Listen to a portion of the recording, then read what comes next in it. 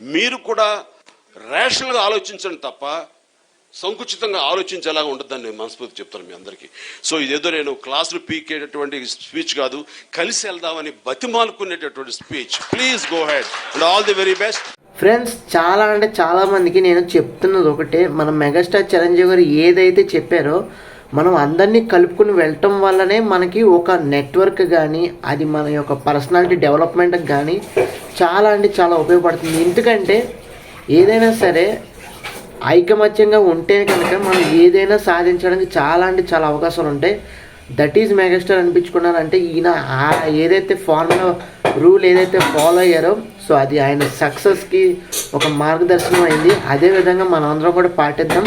So తప్పకుండా చిరంజీవి గారు ఏవైతే చెప్పారో ఆ మాటలు మనం ఆయన ఇన్స్పిరేషన్గా తీసుకుని మన జీవితంలో ఉపయోగించుకొని ఒక స్థాయికి అయితే వెళ్దాం. సో తప్పకుండా చిరంజీవి గారిని ఇన్స్పిరేషన్గా తీసుకొని ఆయన మాటలను తీసుకొని తప్పకుండా మన జీవితంలో ఉపయోగించి ఒక సక్సెస్ మెట్లయితే ఇద్దాం.